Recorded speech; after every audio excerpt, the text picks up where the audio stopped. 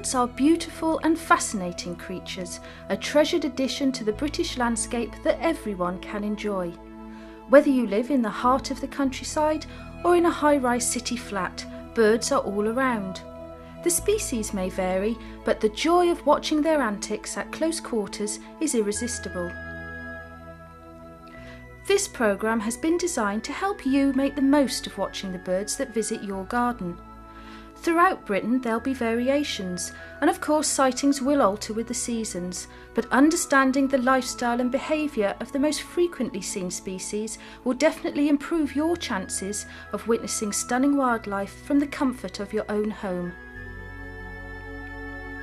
There are many things that can be done on a very simple level to increase the number of bird varieties that visit your garden. Some are complete opportunists, like the house sparrows and starlings, that will seemingly appear from nowhere, then scoop up food scraps that you put out for them. Others you may need to gently encourage over a period of time with offerings of food. For example, numbers of coal tits, a remarkably shy member of the tit family, have increased significantly with people feeding black sunflower seeds at their bird tables. A bird table is a great focus for the garden bird watcher, and although you can certainly feed and attract birds to your garden without one, it's something that you will undoubtedly want to progress to. And consistent feeding is the key, as birds will become used to a ready supply of food. Encouraging birds to nest in your garden is another great way of ensuring plenty of bird activity, and there is nothing quite as fascinating as fledglings practicing flight across your garden in noisy, boisterous fashion. Some birds will readily accept man-made nesting boxes. Members of the tit family are prime examples, but they do have specific preferences, so check and see the type most suited to the breed you would like to observe. Having provided food and suitable shelter, hopefully that will exclude neighbouring moggies, you will also need to have a good water source for both drinking and bathing. Bathing is one of the most absorbing bird activities to watch, so make sure that you place bird baths strategically so that you can observe the proceedings without causing a disturbance. With nesting birds, you will see certain species in your garden all year round, but keep an eye out for seasonal visitors as well. The summer brings the beautiful swallows and house martins back to British gardens from the southern hemisphere, and if you're fortunate enough to have them nest, they will often return to you year after year. Just one word of warning with all nesting birds. Each one has a distinctive alarm call that you will definitely hear if you get too close to their nests. Should this happen, then back off. You know that you mean no harm, but you are distressing the bird unnecessarily. There are 30 species included in this programme. Some are fairly straightforward to identify, like the blackbird. Others are harder due to their shy personalities or close resemblance to other species. Even an experienced bird watcher might have to think twice about whether it's a greenfinch he's watching or a siskin. Each bird is covered in detail with their colouring, flight patterns, song, feeding and nesting habits, with expert tips on how to identify the species. As you progress, then a more extensive bird identification book may be of help, but for getting started, you'll find everything you need in British Birds in Your Garden.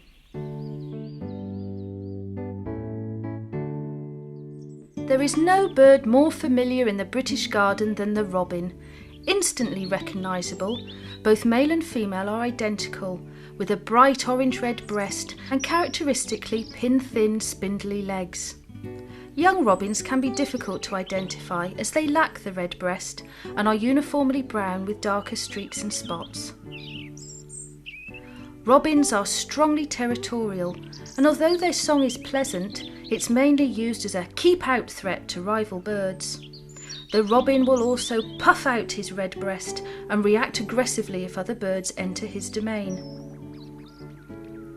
Nesting sites can be described as eccentric, with old kettles, cans and boots sometimes chosen in preference to more conventional locations, such as holes among tree roots and vegetation. If you put out an open-fronted nesting box, then a robin will readily accept it, and there can be 3 broods a year, each producing 3 to 5 offspring. The eggs hatch after 13 days and the young fly 2 weeks later.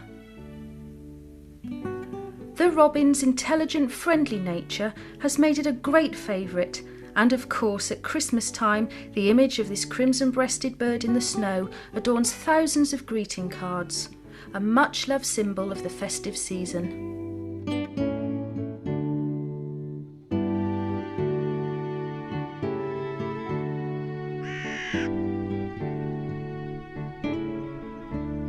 Carrion crows tend to have a rather sinister reputation. With their black plumage and powerful beaks, their lifestyle does little to make them more endearing. They will pick over the remains of wildlife casualties, notably road deaths, and they will also steal the eggs and sometimes even the nestlings of other birds should the opportunity arise. As a species, the crow is very resourceful and intelligent. They will expertly clear the waste bins of supermarkets and open snail shells and nuts by dropping them from a height onto a hard surface. Both male and female are alike in appearance, and as parents they are extremely dedicated to their offspring. They also pair and remain faithful for life. In rural areas, the crow is very common and also seen frequently in more urban environments. Their bulky nests are easy to see high up in trees, or if resident near the coast, then on cliff ledges. Each brood will consist of 3 to 5 eggs, which will hatch after 20 days. The young usually leave the nest after about 5 weeks, but may well remain with their parents until late summer and even into the autumn months.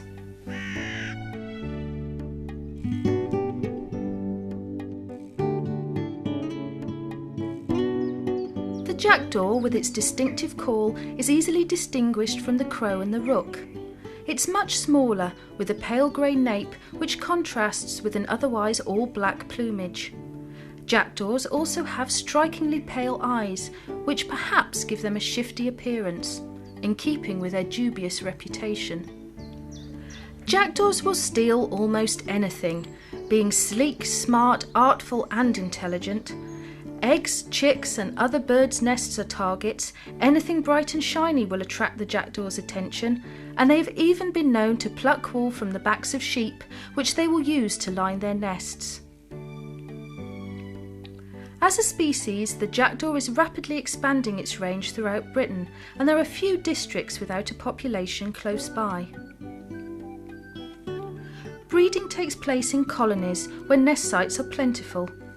Jackdaws build their nests in holes which can be natural, such as in a tree, or man-made. Church spires seem to have particular appeal. 3 to 6 eggs will hatch after 18 days, and the young will remain in the nest for over a month. Despite being one of the so-called baddies of the bird world, jackdaws are fascinating to watch, indulging in exuberant flying displays which can be spectacular. Rooks and crows do tend to be misidentified, even though it's usually easy to distinguish between them. The rook has bare whitish skin on its face and the base of the bill. Young rooks are all black, but they do have a distinctive higher forehead than the crow. Rooks also have what can only be described as a baggy trousered appearance, created by loose feathers on the thighs. The call of the rook is much harsher than the crow's call. In rural areas, rooks still pursue a traditional lifestyle, colony nesting with rookeries high up in the trees while groups of birds work the soil. Newly ploughed fields are especially attractive, providing wireworms, leather jackets and other insects and larvae. Again, contrasting with crows, rooks are very sociable, and individual pairs return to the same nest year after year.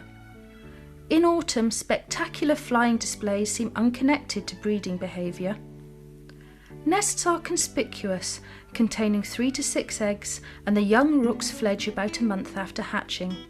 Urban rooks are now quite successful, finding scavenging a lucrative business. Although they rarely visit waste tips, the province of aggressive gulls, they are often seen around supermarket car parks where they have become proficient at investigating waste bins.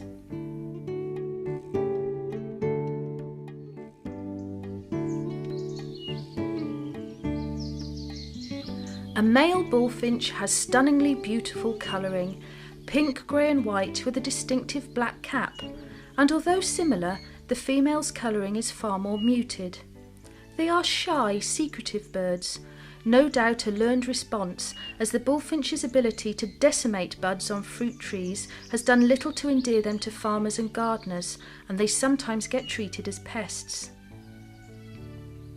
In truth, you're more likely to hear the characteristic mellow fluting call of a bullfinch from a hedgerow than you are to actually see one. But you never know. Many regular birdwatchers have been rewarded with a sight of a flash of colour disappearing into the nearest thicket. Bullfinches pair for life, producing 2 clutches of up to 5 eggs each year. Their nests consist of a platform of twigs supporting a neat cup of rootlets, well hidden in the depths of a bush. Chicks hatch after 2 weeks, with the young bullfinches fledging about a fortnight later. Whereas many species of finch are lively and busy, often flocking together to head out to the countryside at certain times of the year, the bullfinch is rather sedentary, rarely moving beyond a few kilometres when it's not raising young.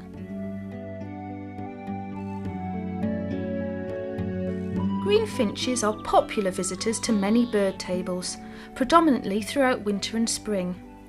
Both sexes are green, but the female is much duller and often mistaken for a house sparrow. The conical bill is however quite distinctive and ideally suited for the peanuts and sunflower seeds which greenfinches so enjoy. Sometimes they appear in large numbers, forming companionable but disorderly queues when food is on offer. Nesting tends to be rather untidy and bulky in shrubs, trees and hedges. There are usually 2 broods in a year, but occasionally there will be 3. 4 to 5 eggs will hatch after 13 days, with the young flying the nest just over 2 weeks later. During the late summer and autumn, flocks or family parties of greenfinches will move to the countryside in search of food. But if humans regularly stock garden tables, this is one bird that will rarely stray far. The greenfinch's song is twittering and interspersed with a long, wheezy note. Their flight pattern is undulating and often accompanied by the twittering call. There are other garden birds that can sometimes be mistaken for greenfinches, particularly since the increase in siskin numbers. Both birds are of similar colouring, but the greenfinch is considerably larger. The siskin is a relatively recent addition to British bird tables, having at one time only been found in Scotland and Ireland. Its main stronghold is still the Scottish Highlands, but with a nationwide increase in conifer plantations, the species has become far more widespread. The male siskin has bright green and yellow plumage, with the addition of a black cap which the females lack, as well as being somewhat duller. They could be mistaken for a greenfinch, but siskins are considerably smaller and will characteristically feed at a nut holder with their heads hanging down. The siskin seems to be particularly attracted by red-coloured peanut holders, possibly because their favourite natural food source is the red alder cone. Conifer plantations are the siskin's preferred nesting site, but gardens planted with junipers and cypresses have occasionally been selected. The nest itself is small, tidy, and usually found high up on a branch. There are 2 broods per year, each containing 3 to 5 eggs, which hatch after 12 days, and young siskins will fly the nest after about 15 days. This bird is definitely an added bonus for the garden watcher. They are fascinatingly assertive feeders that will appear all year round.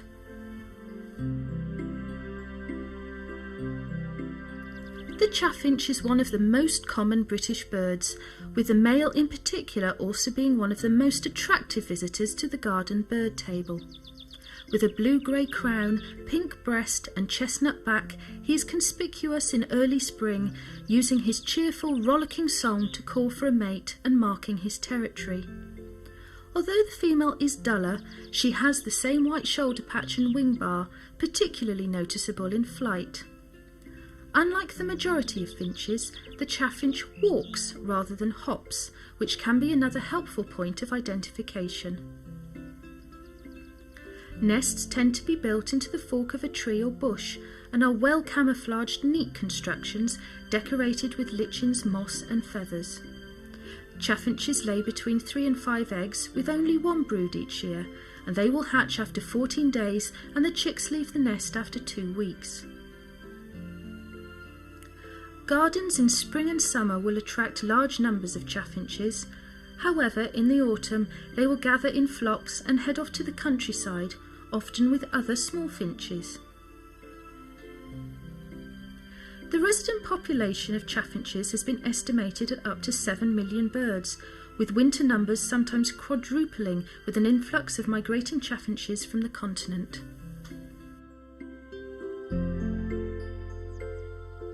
The beautiful colouring and clear tinkling song of the goldfinch almost proved to be its downfall.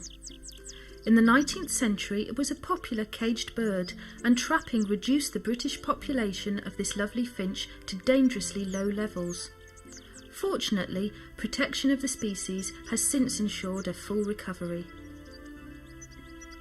Colourful face markings make both the male and female distinctive, but juveniles, sometimes known as grey-pates, lack these.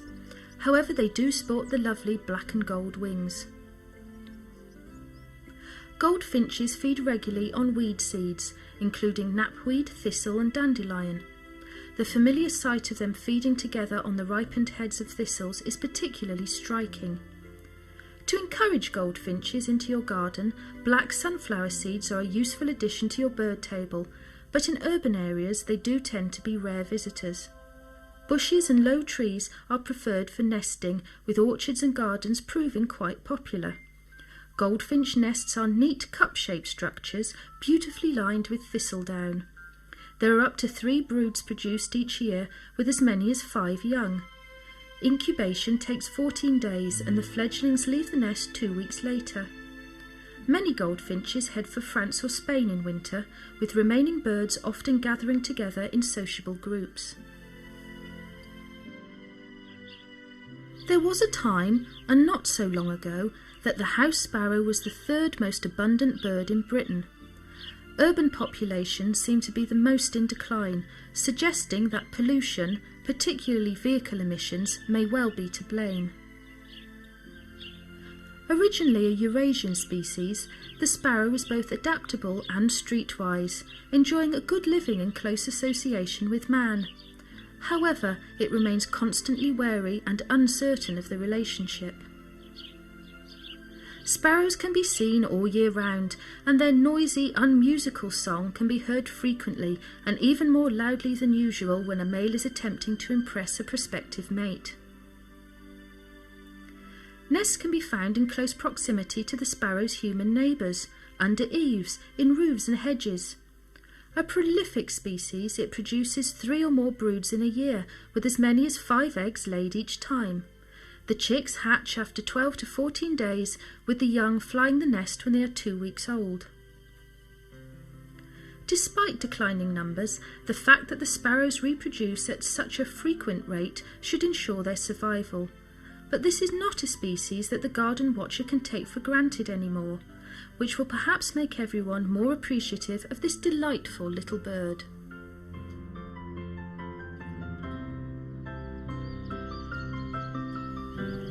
The missel thrush is the largest resident British thrush, with white underparts and bold black spotting well down along the flanks and belly.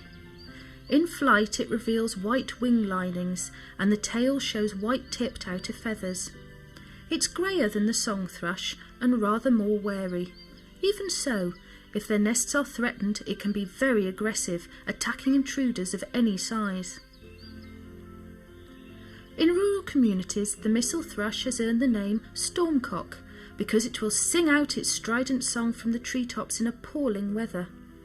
It also has a very distinctive alarm call that sounds just like a football supporter's rattle. Nesting is early, sometimes starting as soon as February.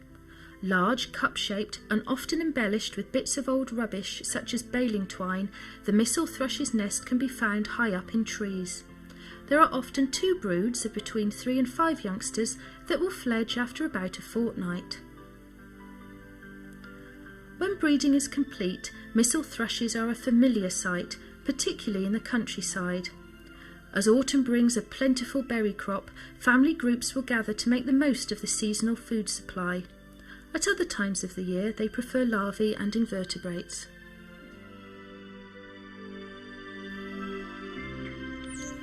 There was a time when the starling was considered to be the most common bird in British gardens, with huge flocks of them seen on a regular basis.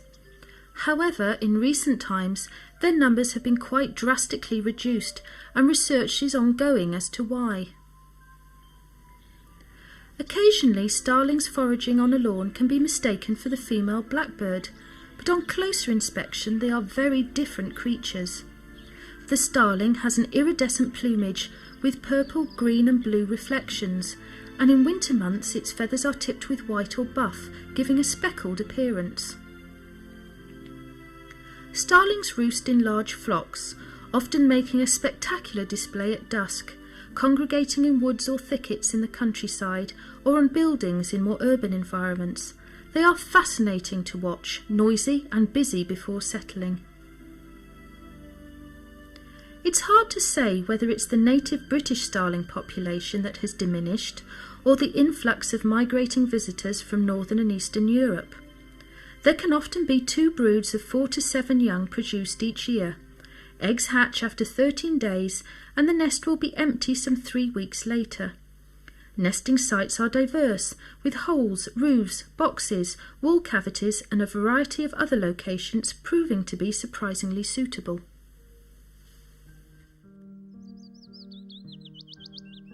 The willow warbler is one of Britain's commonest summer visitors, and as one of the first returning migrants, sometimes as early as mid-March, is a welcome herald of spring. This is not an easy bird to identify, as it's remarkably similar to its close relative, the chiffchaff, in appearance. It's mainly green, olive buff with lighter underparts, and although it's said to have paler flesh-coloured legs, when compared to the chiffchaff this isn't reliable. The only sure way to tell is when you hear their song. A willow warbler delivers a sweet descending trickle of notes, whereas the chiffchaff simply repeats its own name over and over again.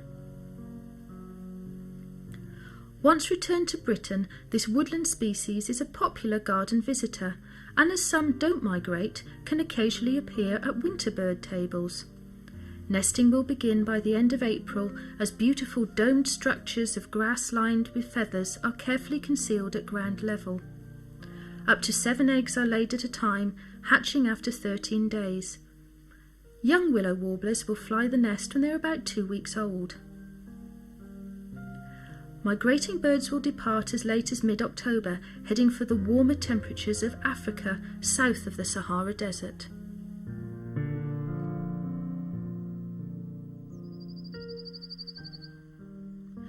The blue tit is one of the best known and undoubtedly most popular species of garden bird. With delightful blue and yellow plumage, it's easily recognisable, also having a distinct small compact shape. It's a veritable feathered gymnast, capable of exploring all possible food sources, using considerable intelligence to exploit every opportunity.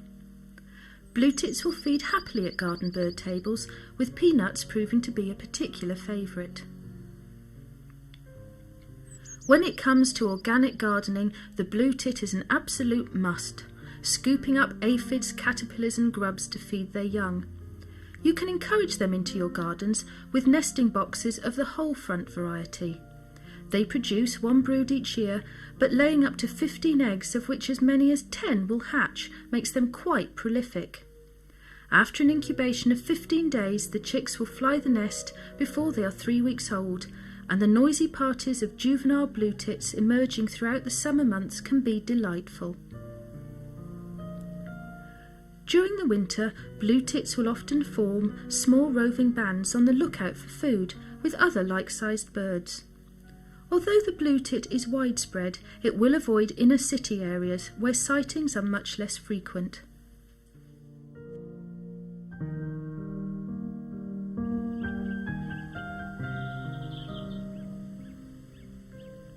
Despite its name, the marsh tit is not associated with marshland. It much prefers a woodland habitat, although often close to bogs and other damp areas. This delightful little bird, about the same size as a blue tit, can be rather tricky to identify. Not unlike the coal tit, it's remarkably similar in appearance to the willow tit. The only difference is the marsh tit's glossy black cap in contrast to the willow tit's dull and sooty black cap. To make certain, though, you'll need to hear the song. The marsh tit has a soft peechoo call and bubbling chickabit song, as opposed to the willow tit's buzzing rising notes. Natural tree holes are the preferred nesting site of the marsh tit, with up to 8 eggs laid on a bed of moss. There can be 2 broods in a year, hatching after a fortnight, with the young flying the nest when they are little more than 2 weeks old.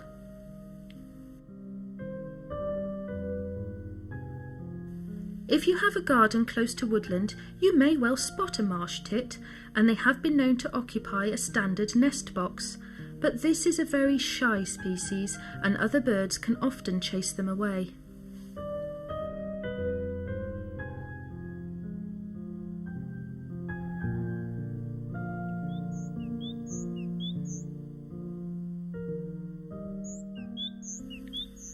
The great tit is the largest British tit and was often the culprit responsible for many a picked open milk bottle top.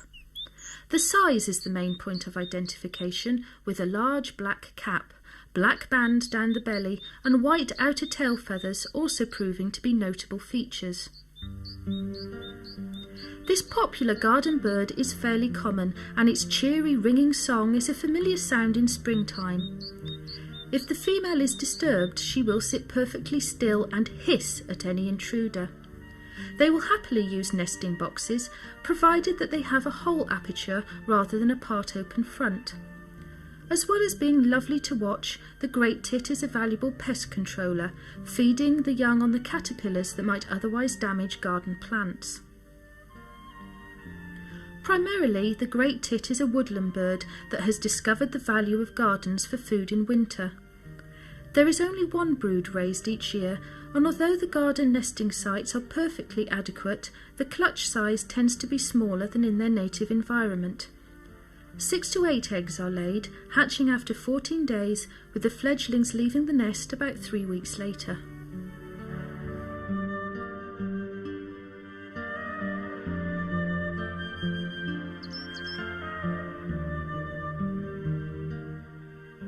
Coal tits are smaller than the blue tit, and they have a distinctive black cap, prominent white nape patch and 2 white wing bars. It can be more difficult to distinguish the coal tit from marsh and willow tits. However, they don't have the white nape and they lack the wing bars. The availability of black sunflower seeds for garden birds has increased coal tit numbers in Britain dramatically.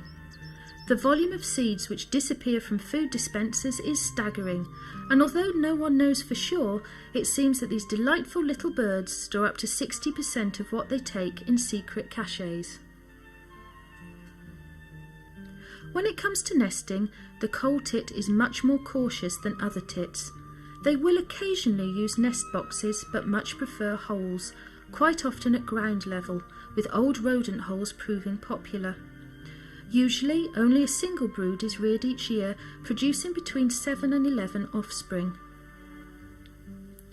In a natural environment, the coal tit is best suited to coniferous woodland, where their fine bills are extremely dexterous when it comes to extracting insects from amongst pine needles.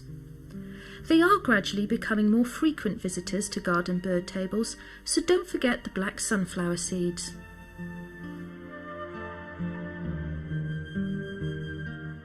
The long-tailed tit is a tiny, fragile bird that, if it were not for its very long tail, would be Britain's second smallest bird. With beautiful pink, black and white plumage, this bird is unmistakable and in flight has a tendency to resemble a bulbous-headed pipe cleaner with wings. This delightful little bird is a regular visitor to gardens in winter, tending to head for the countryside prior to the breeding season. They return to gardens in late June, early July, often bringing their offspring with them. Throughout the years, severe winters have had catastrophic effects on this vulnerable species, but fortunately numbers recover remarkably quickly in milder weather. They feed almost exclusively on tiny insects and larvae, which is why freezing conditions cause them such problems, but they have developed a taste for peanuts. A ready supply of garden food is always helpful. Of all nests, the long-tailed tits is an engineering masterpiece, domed and lined with thousands of tiny feathers. It can even expand as up to a dozen nestlings grow before fledging at just 2 weeks old. During winter months, long-tailed tits join together as small mixed flocks, usually with blue, coal, marsh and willow tits, and often tree creepers.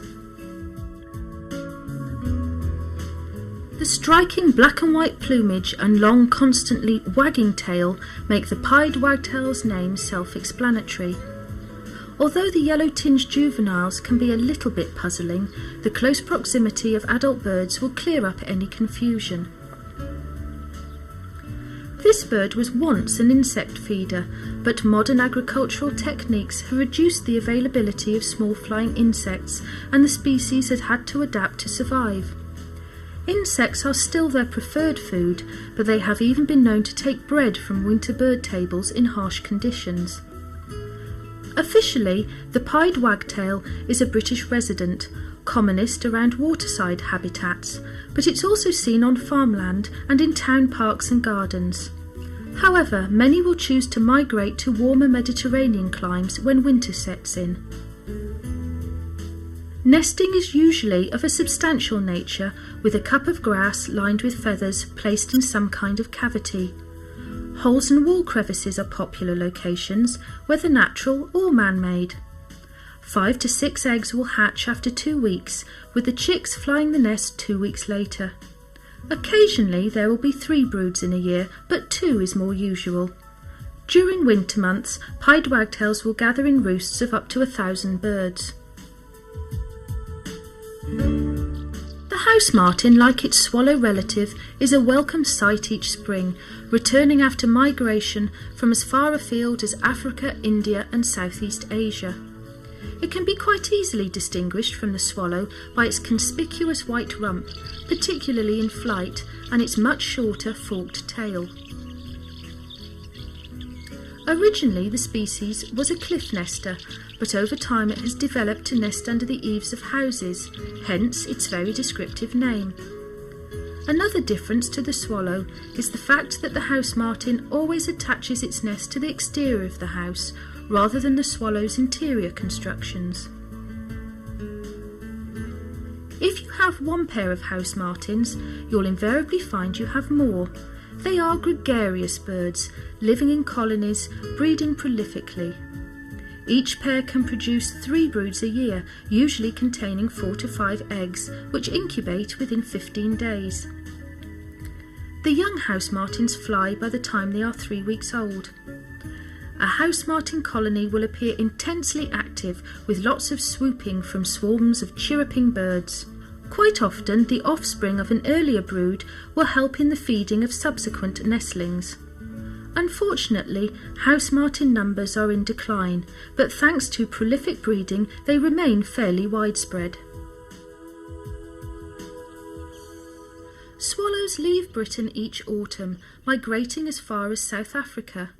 It means that by the time this little bird returns in the spring, it will have completed a 12,000-mile round journey. Their navigation skills are also highly developed, as adults invariably return annually to the same nesting site. Their sculpted appearance is geared to flight, with the swallow's long streamlined tail distinguishing it from the shorter-tailed house martin, a species that it is sometimes confused with. Swallows are even able to feed on the wing, hawking for insects up to the size of butterflies. Sadly, swallow numbers have declined in recent years, probably due to increased hygiene on farms, which has resulted in a substantial reduction of insects. The swallow builds its nest inside a building, often on a beam in an open barn, shed, or sometimes a garage. 4 to 6 eggs will hatch after about a fortnight, and the young swallows will fly the nest 3 weeks later. There are up to 3 broods produced each year, but really late October nestlings are sometimes abandoned, as the urge to migrate overtakes the parents. There's no other bird species quite so closely associated with the British summer as the graceful swooping swallow.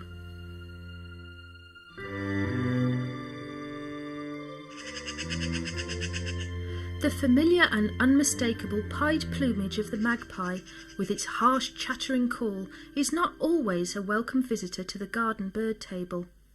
It has become regarded by many as being responsible for the depletion of the British songbird population, a problem that is sadly escalating. Magpie numbers have steadily increased as this resourceful and unquestionably intelligent bird has adapted to flourish equally as successfully in suburban habitats as it does in rural ones. The magpie is a nest robber by trade, taking both the eggs and nestlings of smaller birds. Its own nest is pretty much impregnable, defying any predator, covered by a dome of thorns, preferably located on a thorny bush or tree. 4 to 7 eggs are laid in just 1 brood each year, hatching after 21 days. Magpies, both male and female, look identical, make protective and attentive parents, with the fledglings departing the nest at about 4 weeks old.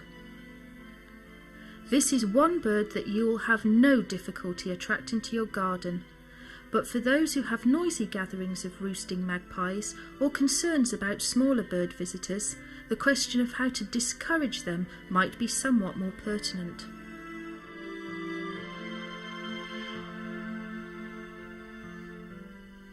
There are some birds that are still a rare treat for the garden bird watcher, and happily in recent years the exotic-looking jay is one of them. This is a very shy and secretive species, but it's now an increasingly frequent visitor to garden bird tables. But beware, it's still very wary, and the slightest noise or movement will see it rapidly take flight. Male and female jays are very similar, with pinky brown plumage and luminescent blue-barred wings. A flash of blue through garden trees or out on a woodland walk can often indicate a departing jay. Although the jay is an effective nest predator, taking eggs and nestlings during spring and summer, the mainstay of their diet is acorns, insects and larvae. The jay rarely flies far from its territory, but if acorn crops fail, it has been known to venture off on long journeys in search of acorns to bury for the long winter months. Nests are usually placed high up in a tree fork or in creepers such as honeysuckle. The eggs resemble those of a blackbird, and 1 brood of between 5 and 6 is raised each year. The young fly after about 3 weeks.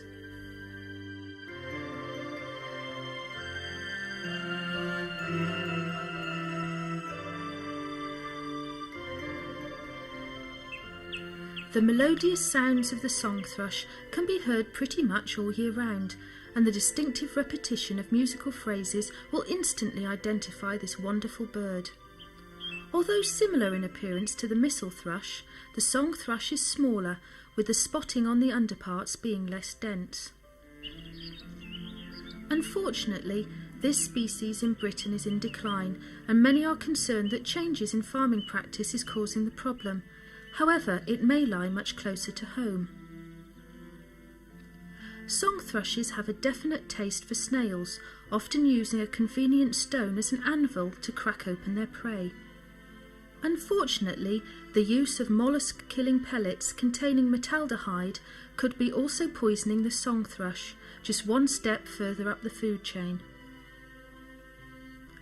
Many nests will fall to predators, such as the much villainised magpie, but there are often as many as 3 broods raised each year. 3 to 6 eggs are laid in mud-lined, cup-shaped nests, usually located low down in a tree or a hedge. 2 weeks after hatching, the chicks will leave the nest. The decline of the song thrush is worrying on an environmental scale, and the loss of its beautiful song would be catastrophic.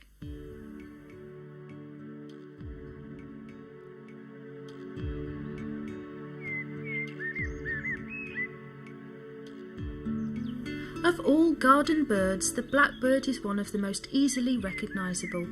With jet black plumage and distinctive yellow bill, the male of the species is a familiar sight in gardens all over Britain, and although the female is browner with a dark bill, she too is easy to spot. A fluent songster, the blackbird is a melodious contributor to the dawn chorus, but is perhaps better known for its loud alarm call. Blackbirds will seem very busy right through the summer months, often raising as many as 3 broods of young. Their cup-shaped nests are usually camouflaged a few feet up in hedges. The eggs hatch after 13 days, with an average of 3 to 4 fledglings flying the nest some 2 weeks later. The only time of the year that you are unlikely to see blackbirds in your garden is between mid-August and late September. As the summer wears on, they become rather tired-looking and more than a little threadbare, eventually disappearing from view to moult. The restored blackbirds with pristine new feathers emerge for the autumn, and throughout the winter months there will be an increase in blackbird numbers as migrants from northern Europe swell the population.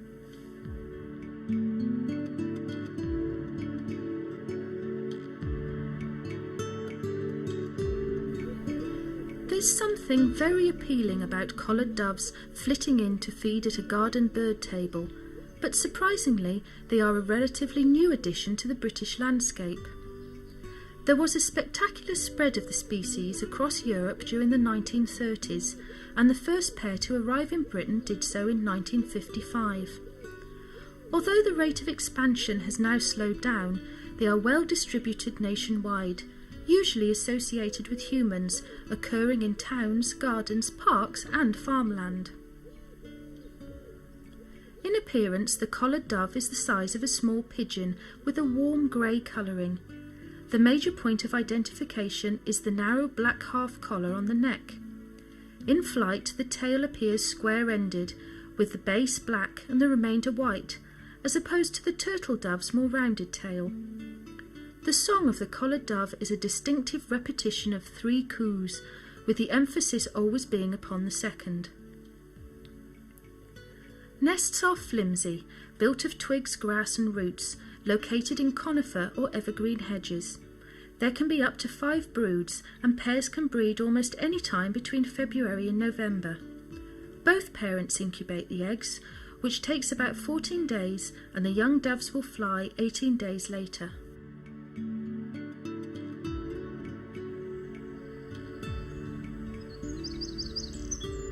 It's a commonly held belief that the wren is Britain's smallest bird, but in fact the goldcrest holds that honour just 1/4 of an inch shorter.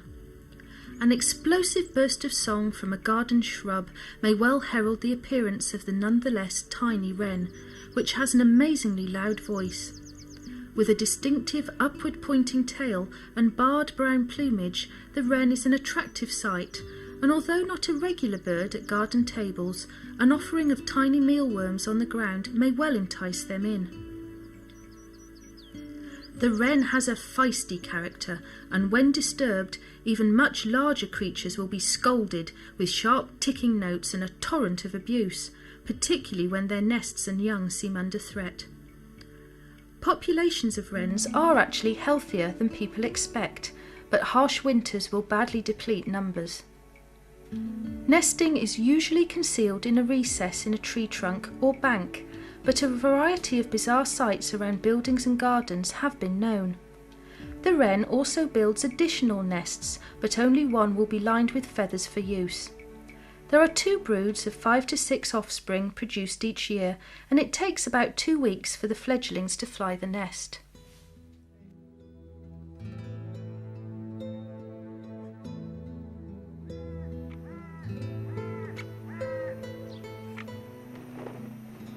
There are few people fortunate enough to see the greater spotted woodpecker in their gardens, but if you live in an area with plenty of trees nearby, you never know, it's a possibility. This bird relies on old trees for food and nesting sites, equally at home in both coniferous and broadleaf plantations. The first sign that a greater spotted woodpecker is around can often be a vibrating, echoing, drumming sound produced by rapidly repeated blows of the bill against a tree trunk. The sound is very distinctive and can be heard over a considerable distance. Males and females are very similar, but only the male has the stunning flash of crimson at the nape of the neck. Although these birds are visible all year round, it's much easier to see them in winter when the trees are bare. A greater spotted woodpecker is capable of drilling holes in telegraph poles, but for nesting it prefers soft or decaying trees. They only produce a single brood each year, but this can mean up to 7 chicks. The eggs hatch after 16 days, with the young birds leaving the nest when they are 3 weeks old.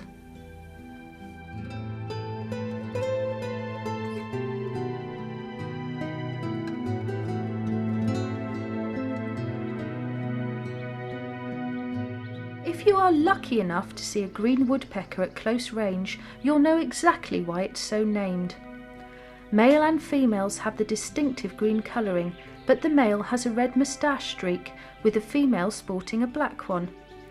It may seem an unlikely visitor to gardens, but it has been known, particularly if you live close to woodlands. The green woodpecker has an old country name, yaffle, which aptly describes the loud series of notes resembling wild laughter that is the call of this bird. Trees are the prime attraction for the green woodpecker, with insects under the bark providing a tasty meal. Also, they nest in deep chambers in the trunk, excavated by both the male and female, providing a safe haven for 5 to 6 eggs at a time. Incubation takes 20 days, with the young birds leaving the nest 3 weeks later. The flight pattern of the green woodpecker is very undulating, as is the case with all woodpeckers, but the long head and neck will distinguish the green variety. Should one swoop down on your lawn, it will be in search of ants, a favourite delicacy which the green woodpecker will extract with an extraordinarily long tongue.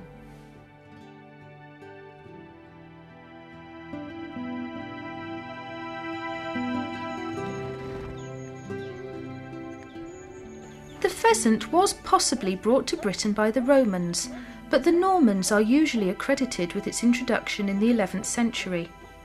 Originally from Asia, the pheasant's great popularity was due to its tasty meat, which particularly at Christmas time is still much in demand today.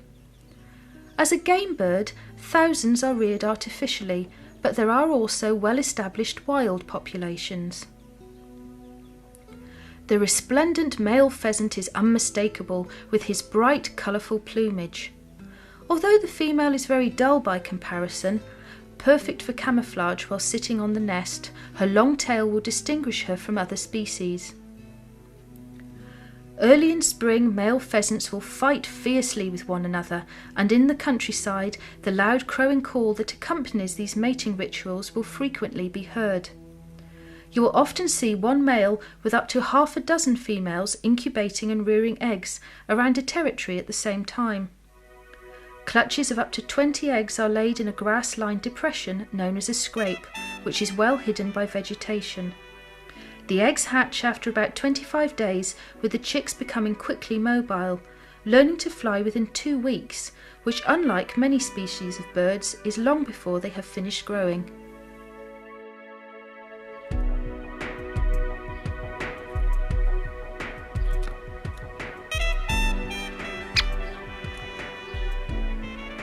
One of the greatest joys of watching British birds in the garden, or anywhere else for that matter, is the immense variety of species that can be seen.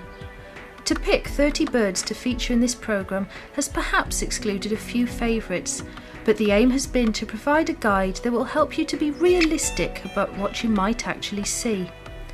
There are also things that can be done to improve the chances of seeing certain species, and helpful information has been included throughout to point you in the right direction. But be warned. Bird watching is delightfully addictive, and in modern times, with ozones disintegrating and global warming an ominous threat, humans can be so busy considering wildlife on a worldwide scale, it's possible to sometimes miss the wealth of feathered creatures that live literally on our very own doorsteps. Country folk and town dwellers alike are all surrounded by beautiful birds, and once you start to look a little more closely at the wonderful wildlife supported in your own particular environment, your interest will grow, and this will become a fascinating preoccupation which can, and invariably does, last a lifetime. There is a birdwatcher's code, and although there's no need to get bogged down with rules and regulations, it's worth being aware of important issues. Firstly, the welfare of the birds is paramount. Secondly, their habitat must be protected. Thirdly, keep disturbance to birds and their habitat to a minimum. 4. When you find a rare bird, think carefully about whom you should tell. 5. Do not harass rare migrants. 6. Abide by the Bird Protection Acts at all times. 7. Respect the rights of landowners. 8. Respect the rights of other people in the countryside. 9. Make your records available to the local bird recorder so that they may help to build up a picture of bird movements. And lastly, behave out and about as you would when bird watching at home. It really is a case of thinking from the bird's point of view. The trouble is, as our interest grows, we want to know more and more, which can be intrusive if we get carried away. One of the nicest things that will come out of developing a relationship with the birds in your garden is the fact that you will also become an important part of the bird's ecosystem. Thousands of like-minded individuals, the length and breadth of the nation, are quietly helping to encourage and support what can, in certain cases, be bird species under threat. It's sometimes difficult to accept that everyday birds, such as the starling and the sparrow, are now going into a decline. They have been a part of the British garden landscape for as long as anyone can remember. Endangered no longer necessarily means rare, and thanks to garden bird tables and the keen following of watchers everywhere, there is a good chance that things can be improved. Not only are you guaranteed to get great pleasure out of watching the birds in your garden, you will also be helping towards nature conservation, creating a safe haven in which all species can survive and flourish.